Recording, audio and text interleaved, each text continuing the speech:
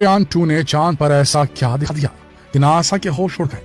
चंद्रयान-2 को फेल और असफल कहने वाले देशों के उड़ गए हैं होश, जब चंद्रयान-2 ने की एक ऐसी खोज जिसे देखकर दुनिया रह गई तंग। चीन, अमेरिका और रूस ये देखकर हैरान रह गए कि करोड़ों अरबों डॉलर लगाकर भी वो जो काम नहीं कर पाए, वो काम इसरो के एक फेल्ड मिशन के ऑर्बिटर ने कर दिखाया। चंद्रयान-2 के ऑर्बिटर ने चांद की सतह पर एक ऐसी खोज की है जिसे सुनकर आपकी हैरानी भी कई गुना बढ़ जाएगी। तो चंद्रयान-2 की सफलता के बारे में जानने के लिए वीडियो को अंत तक जरूर देखिएगा। दोस्तों, आपने शाहरुख खान का डायलॉग तो सुना ही होगा कि हार कर जीतने वाले को ही बाजीगर कहते हैं, और चंद्रयान-2 ने इसे साबित भी कर दिखाया है। अभी तक चंद्रयान-2 को एक फील्ड मिशन माना जाता था, लेकिन चंद्रयान-2 का केवल 5% हिस्सा हार्ड लैंडिंग की वजह से खराब हुआ था, जबकि उसका 95% हिस्सा आज भी सही से काम कर रहा है। उसका ऑर्बिटर आज भी चांद के चारों ओर चक्कर लगा रहा है और चांद के बारे में कई नई जानकारियां जुटा रहा है। लेकिन अब की बार चंद्रयान-2 की तरफ से जो खबर आई है, उसे सुनकर पूरे वैज्ञानिक जगत में हलचल मच गई है। दरअसल आज तक यही कहा जाता था कि चंद्रमा की सतह पर कोई वायुमंडल नहीं है, वहां कोई भी गैस किसी भी रूप में मौजूद नहीं है। लेकिन चंद्रयान-2 को चंद्रमा के आयोनोस्फीयर में प्लाज्मा डेंसिटी मिली है।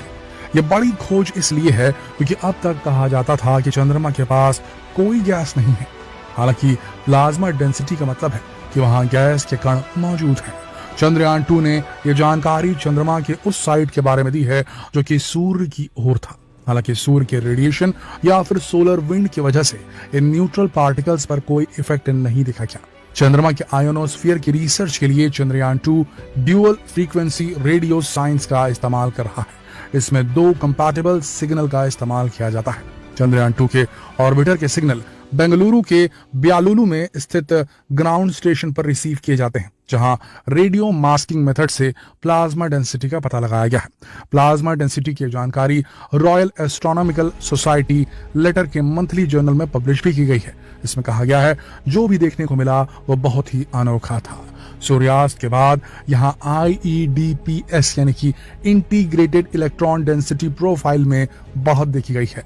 पहले जिस आयोनोस्फीयर की बात थ्योरी में की जाती थी, ये उसको बल दे रही है, जिसका मतलब चंद्रमा का भी वायुमंडल हो सकता है। लेकिन चंद्रयान-3 की सफलता के लिए यह जानना जरूरी था कि आखिर चंद्रयान-2 फेल क्यों हुआ। ऑर्बिटर से ली गई तस्वीरों से पता चला कि लैंडर ने चांद की सतह पर हार्ड लैंडिंग की थी।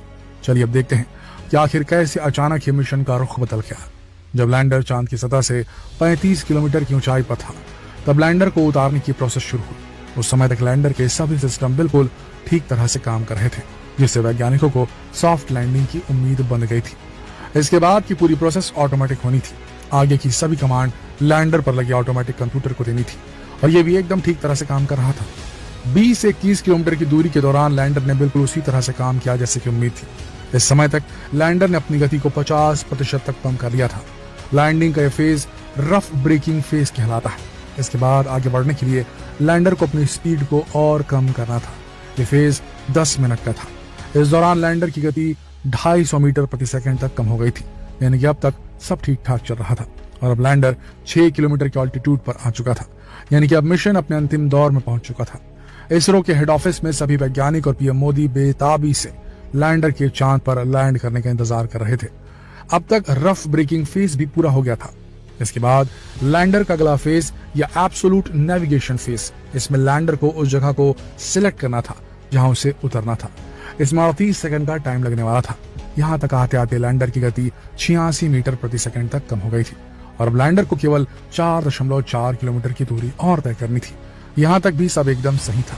इस समय विक्रम लैंडर काफी ज्यादा झुका हुआ था, जिसे सही करना जरूरी था। चंद्रयान-2 का विक्रम लैंडर फिक्स 55 डिग्री के बजाय कई डिग्री ज्यादा झुक गया था।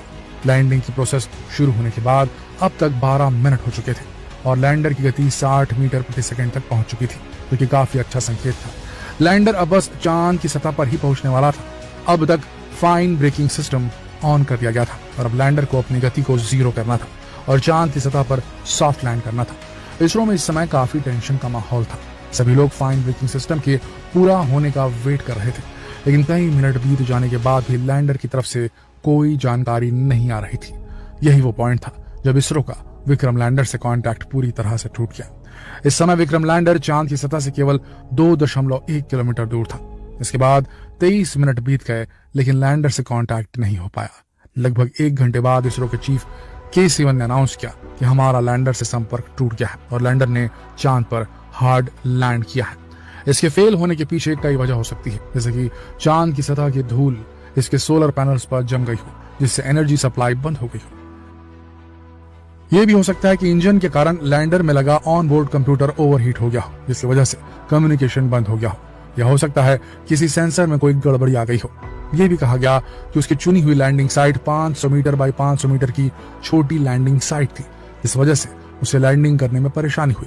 कई कारण बताए गए। कई लोग तो इसमें एलियंस का हाथ होने की भी बात कह रहे थे। जांच के बाद पता चला कि किसी सॉफ्टवेयर ग्लिच की वजह से लैंडर से संपर्क टूट गया था, लेकिन मिशन पूरी तरह फेल नहीं हुआ था। 978 करोड़ रुपए की लागत वाले इस मिशन का सब कुछ खत्म नहीं हुआ था। इसका ऑर्बिटर आज भी चांद के चारों ओर चक्कर लगा रहा है और चांद की सतह की तस्वीरें खींच कर भेज रहा है। इस ऑर्बिटर ने ही चांद की वो तस्वीरें भी खींची और भेजी, जिससे पता चलता है कि चांद का भी वायुमंडल हो सकता है। ये बड़ी खोज थी दोस्तों। यहाँ तक कि चंद्रयान 3 में भी अलग से ऑर्बिटर नहीं लगाया गया है, क्योंकि वो भी जरूरत पड़ने पर इसी ऑर्बिटर का इस्तेमाल करेगा। चंद्रयान 2 की ही तरह चंद्रयान 3 के लैंडर का नाम भी विक्रम ही रखा गया है, लेकिन इसमें ऑर्बिटर की जगह प्रोपल्शन मॉड्यूल लगाया गया है, जो कि कम्युनिकेशन रिले का काम करेगा। इसमें कई सोलर पैनल्स और एडवांस सेंसर भी लगाए गए हैं। इस मिशन को लीड करने वाले वैज्ञानिक हैं डॉक्टर ऋतु करिधल श्रीवास्तव, जिन्हें इंडिया की रॉकेट वुमन भी कहा जाता है। इसरो ने शुक्रवार 14 जुलाई 2023 को दिन के 2:30 पर LVM-3M4 रॉकेट के जरिए अपने तीसरे मून मिशन चंद्रयान 3 को लॉन्च कर दिया है। मिशन का मकसद चंद्रमा के दक्षिणी ध्रुव को एक्सप्लोर करना है। मिशन को इसरो के GSLV Mark 3 LVM-3 heavy lift launch वाहन पर लॉन्च किया गया। LVM-3 प्रोपल्शन, लैंडर और रोवर का एक संयोजन है। इसे बाहुबली रॉकेट भी कहा जाता है, क्योंकि 4000 किलो तक पेलोड को अंतरिक्ष में ये ले जा सकता है। लैंडर में एक तय मून साइट पर सॉफ्ट लैंडिंग करने और रोवर को तैनात करने की क्षमता होगी, जो अपनी गतिशीलता के दौरान चांद की सतह पर इन सीटू केमिकल रिसर्च करेगा। अगर लैंडिंग सफल रही तो अमेरिका, रूस के बाद भारत ऐसा करने वाला चौथा देश बन जाएगा। दोस्तों, अब पूरा देश बेताबी से उस पल का इंतजार कर रहा है जब चंद्रयान 3 चांद की सतह पर लैंड करेगा, वो भी बिना किसी परेशानी की। आशा करते हैं जानकारी आप सबको अच्छी लगी होगी।